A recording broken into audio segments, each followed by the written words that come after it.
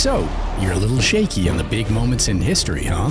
Like that hellish stretch of World War II, where Hitler's secret vengeance weapons raining down from the sky nearly ripped victory from the jaws of defeat? Well, not to worry. If you've got just 14 minutes, we here at History in a Hurry will get you up to speed on all the terrifying wonder weapons Hitler pulled out at the end of the war to try to save himself and his 1,000-year Reich, or at least help him terrorize and kill as many innocent civilians as possible before he was done.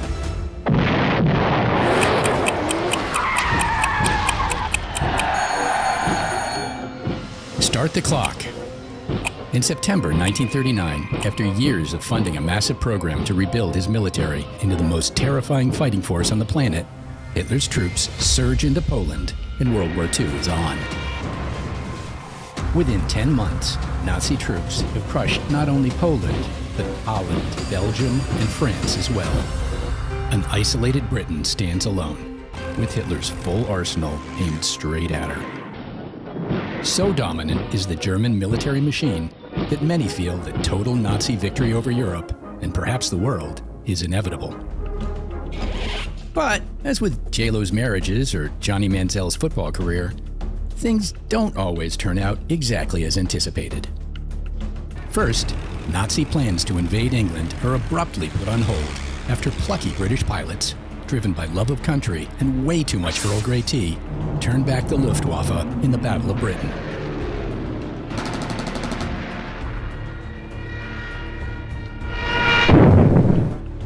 In response, Hitler, seldom known for his patience or reflection, simply jumps ahead to the next name on his invasion dance card.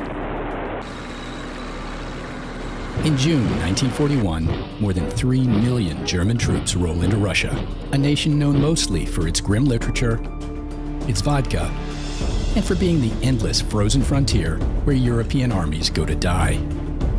To those who think that by fighting Britain to the west and Russia to the east, the Nazi war machine has possibly stretched itself too thin, Hitler says, "Hold my schnapps."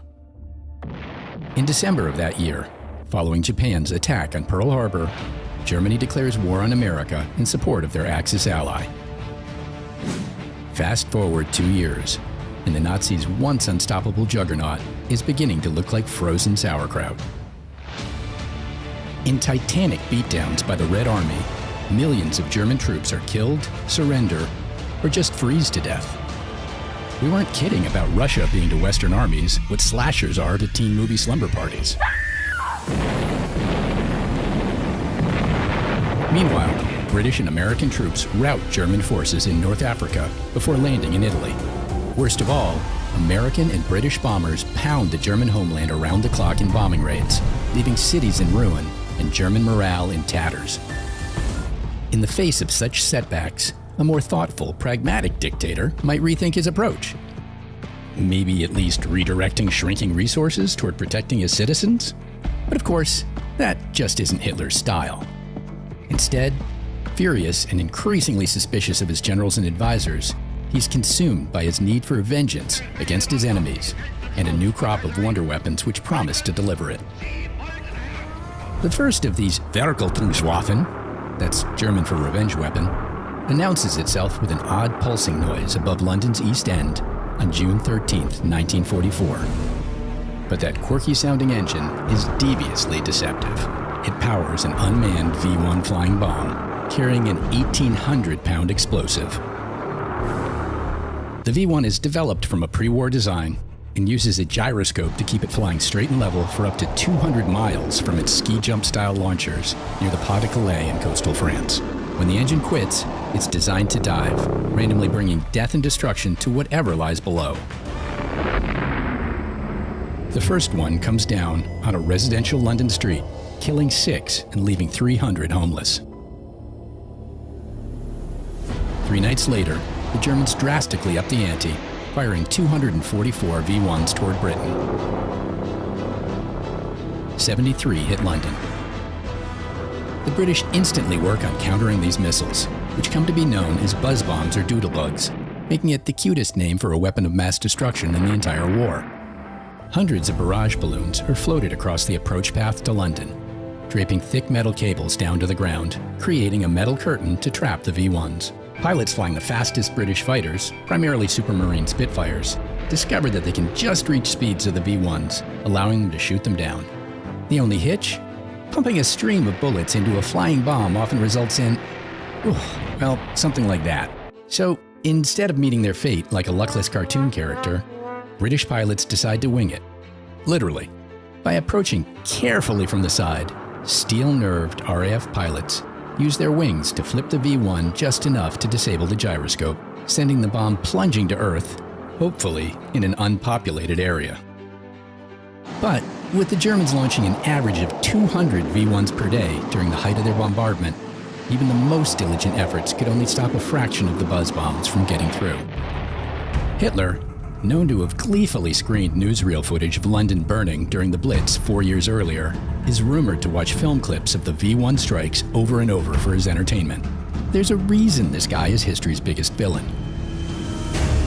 But most Londoners, having endured the nightly German air raids earlier in the war, steel themselves to this new threat and largely continue about their business. You know those keep calm and carry on posters you see everywhere these days? Well, this is where they originated, with the stoic Brits when their neighborhoods were being blown sky high. These days we say it when Starbucks is out of pumpkin spice. But back to the war. In all, more than 9,500 V-1s are launched at Britain, killing over 6,000 people before the Allied ground forces push far enough into France to put Britain out of range. Another 2,500 are launched at Belgium. But by this point, Hitler has an even more diabolical vengeance weapon in his arsenal. Since the end of the First World War, a fascination with rocketry, one of the few areas of aerospace not severely restricted in the terms of the surrender, grips Germany. One 20-something scientist emerges as the Wunderkind, that's German for young genius, of rockets. His name is Wernher von Braun, and by the mid-1930s, he's working for the German army, developing small liquid fuel rockets that can reach 2 or 3 miles into the atmosphere. By 1943, von Braun heads a huge development team at the top-secret Peenemünde research facility by the Baltic Sea. There, he oversees the creation of a weapon that seems straight out of a sinister comic book. The Vergeltungswaffen 2, or V2, is a 40-foot-tall, 14-ton monster rocket, powered by liquid fuel and carrying a 1-ton TNT warhead. Dual gyroscopes and an accelerometer guide it to the target. On launch, its engine is designed to boost it more than 60 miles up, making it the first man-made object in space. After reaching speeds of more than 3,000 miles an hour, it'll glide to targets up to 200 miles from its pad, its supersonic speed making it impossible to track or intercept. Lucky for the Allies, this kind of epic scientific leap doesn't come without a lot of trial and error. Von Braun himself gripes that they take half a year to build and half a second to explode. But Hitler, having witnessed an early test of the B-2, is convinced that the rocket will change everything, reversing Germany's mounting battlefield defeats with science. Science! In spite of the setbacks, he makes the V-2 a top priority, diverting desperately needed funding from boring old war stuff like tanks, new fighters, or new anti-aircraft guns. Now, it should go without saying that testing, launching, and occasionally blowing up a series of 46-foot futuristic rockets isn't easy to do without attracting attention, even out on the Baltic Sea coast. Soon, Austrian resistance groups and Allied intelligence get a clear picture of just what Werner is up to. Beginning in the summer of 1943, Allied heavy bombers begin making raids on Peenemünde, killing senior scientists and doing serious damage to test stands and launch pads. As a result of the Allied attacks, Hitler directs Heinrich Himmler, the head of the SS, to relocate production for the V-2 to deep underground factories inside mountains in central Germany. The largest of these is Mittelwerks, a complex in the Harz Mountains. And for labor, the SS supplies thousands of prisoners from the Mittelbau-Dora concentration camp. They're forced to work for months without seeing the sky, malnourished, under backbreaking conditions, leading to a staggering death toll. On September 8, 1944, the first V-2 is launched toward the recently liberated Paris from one of the mobile launchers created to keep V-2s hidden from Allied eyes. 2 days later, the first of more than 1,100 V-2s is fired at Britain. Naturally, the British are stunned by this weapon, which arrives without even a moment's warning. Is Hitler's dream of an unstoppable weapon of malice and revenge guaranteed to terrorize the enemy into submission, finally come true? Well, not exactly. First, the British take some relief in the poor performance of the V-2's guidance system. Many fall harmlessly in the countryside, far off course. Ultimately, the unstoppable advance of Allied ground forces across Europe and into Germany itself pushes the V-2 launch sites further and further from their targets. In all, V-2s killed 2,754 Londoners in total, along with further casualties in Belgium, including 567 dead when a V-2 hits a packed Antwerp movie theater. Perhaps the grimmest statistic of the entire V-2 program is the estimated 10,000 slave laborers who die in the underground assembly plants. While the V-2 represents the apex of Hitler's vengeance program, it isn't the end of the line. No, the little corporal has one more Vergeltungswaffen up his lederhosen. That final vengeance weapon is built on the long German fascination with superguns. Because, well, what's more on brand for the Nazis than a giant, meticulously engineered gun built to terrify your enemies by raining down shells the size of Volkswagens from 30 miles away? Going back to the First World War, German enemies often found themselves on the wrong side of giant rounds thundering down from the likes of Big Bertha, the Paris gun, and a quarter century later, Hitler's own rail-bound monstrosity, the Gustav gun. But the V-3 is designed to dwarf them all. On paper, this giant 5-barrel colossus, built into a mountainside with only the muzzles protruding, is designed to fire 300-pound explosive shells at a rate of 600 per minute. The targets, sitting up to 100 miles away, would likely be vaporized in this solid wall of destruction. The secret technology that makes it possible is 32 solid rocket fuel booster valves located along the 430-foot barrel, timed to fire electronically just as the shell goes by. A prototype V-3 is able to fire shells up to 55 miles in tests, but demolishes one of the barrels in the process. Still, raging revenge waits on no man, so in 1944, work on an operational version begins back at the Pas de Calais on the coast of France. Lucky for England, the war ends before work is completed on the V-3 gun. Yet, in a twist of fate, while never firing a single shot, the V-3 may have impacted history as much or more than any of its vengeful stablemates. You see, spotting all the excavation and construction at the V-3 site so near the coast of France, U.S. intelligence assumes the Germans are building a hardened launch site for V-1s or V-2s.